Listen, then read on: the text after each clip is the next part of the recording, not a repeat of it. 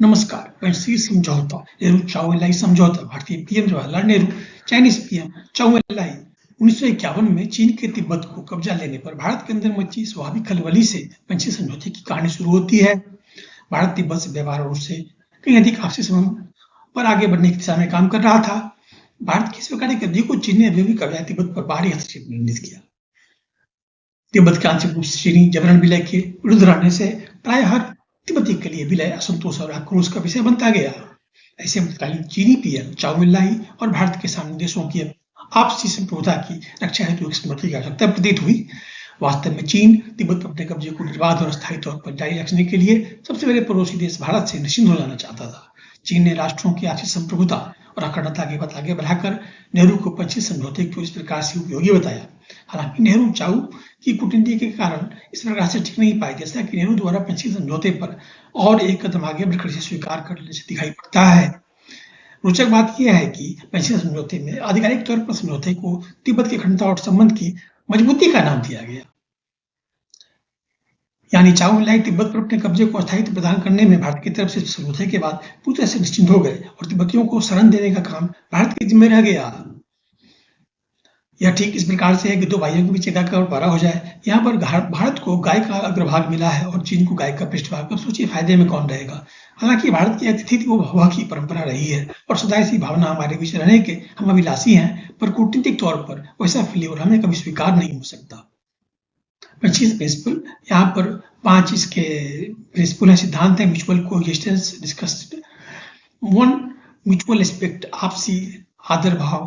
2 mutual non interference, हस्तक्षेप नहीं। 3 equal and mutual benefit working relationship, समान और आपसी फायदा वर्किंग रिलेशनशिप, संबंधों को मजबूत बनाने की दिशा में काम। म्यूचुअल नॉन एग्रेशन, अनाक्रमण, आपसी अनाक्रमण। पीसफुल कोएग्जिस्टेंस, आपसी सौहार्द। अप्रैल 28, 1954 को ये साइन हुआ था।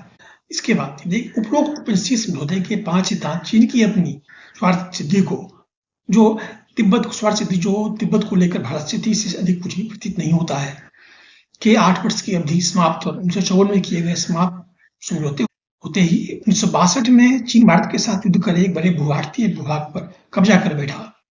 कुछ लोग चीन की इस प्रकार के प्रतिकार को भारत के पेंसिल समझौते के बाद भी मुख्य रूप से दलाई लामा 14 को भारत में शरण देने से जोड़ते हैं। इसका हल सिर्फ 2 बातों में नहीं था, ऐसा प्रतीत होता है।